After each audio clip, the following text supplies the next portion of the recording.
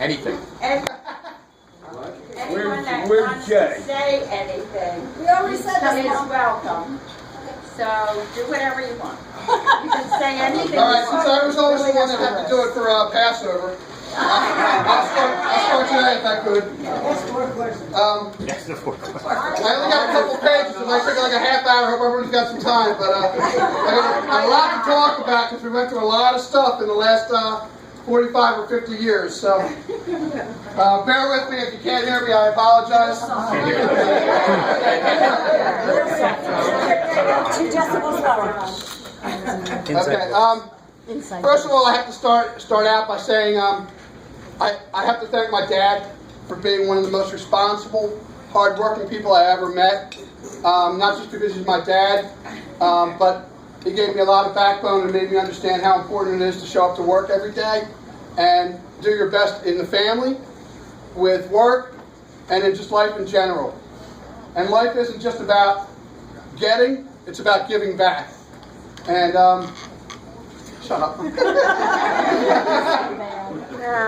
So I'm going to start with some of my favorite memories, and I thank you, Dad, for that.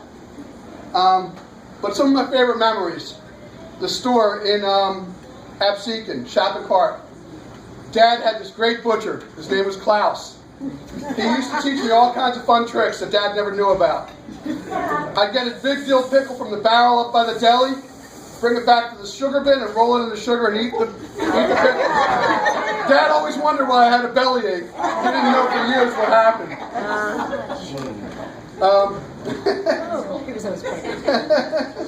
I used to love to sit in Dad's office at that grocery store that he owned and look through piles and piles of change. Again, one of my favorite things. I could sit there for countless hours. Make me sit still for anything else that didn't happen. But for that, I could sit there for countless hours looking for that one 72 double die penny that we could never find. Can't believe I was still looking for it. Can I add to the shopping cart? Yeah. Okay, so my memory of shopping cart, while we're still on that memory, is running up and down the aisles and standing in the back room where we weren't allowed to be and climbing up on the pallets. That was fun. That was definitely fun. Or sleeping up on the top box in the back. That was always fun. Yeah.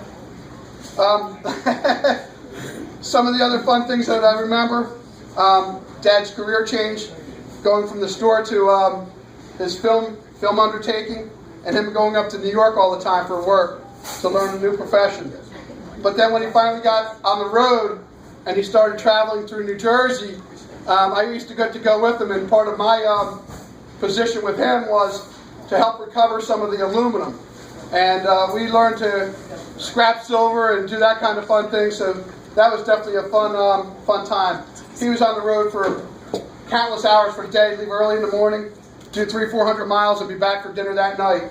And it was definitely a blast, because we'd go on the road. He'd be taking me through the back roads of Medford that I couldn't even imagine how he knew these places, but... Didn't they? Just lucky. Right, exactly.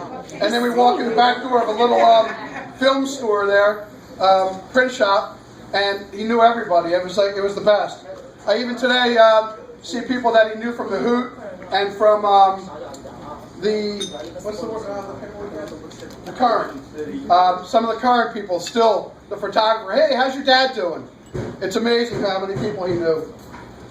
Other fun things I remember was ping pong in the house.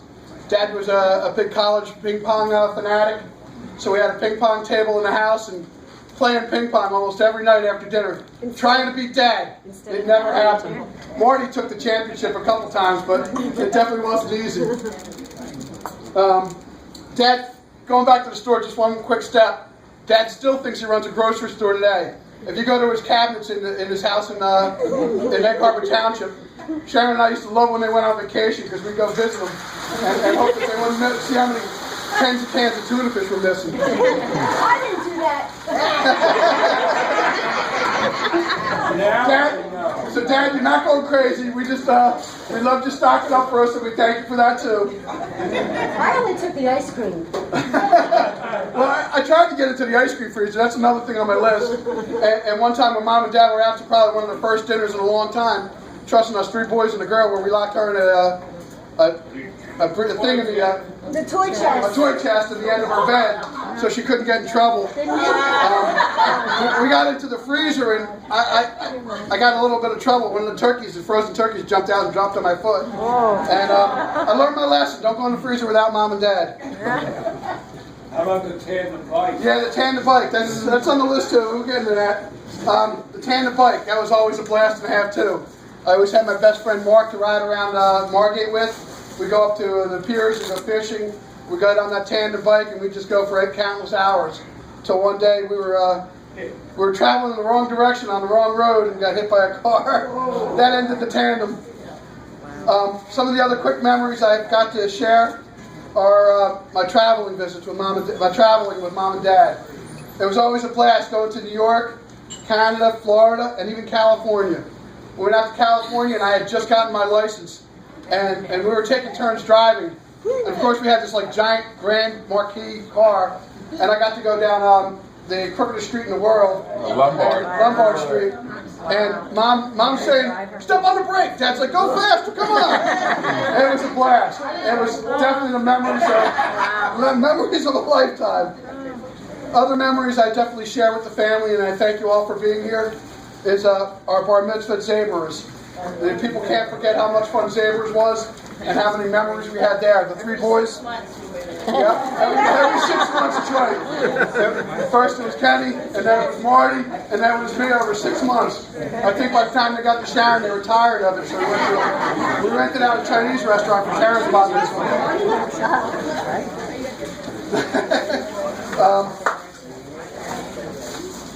One of the last stories I'm going to share is one of my favorites too, about being hard work. Mom and Dad always encouraged work, even at young ages. If you wanted something, you earned it.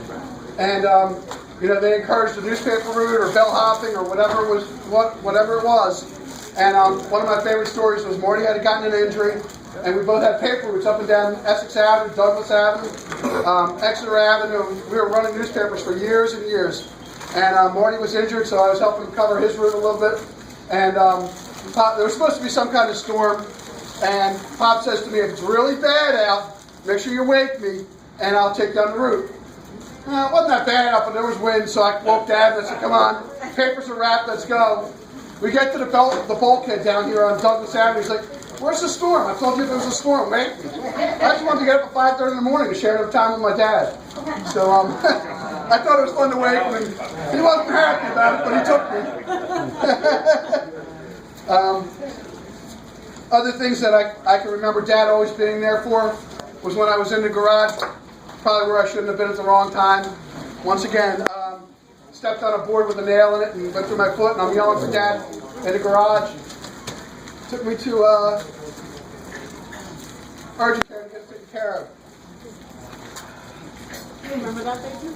A couple other, real quick, when I was playing hockey with my friends, and I dislocated my shoulder.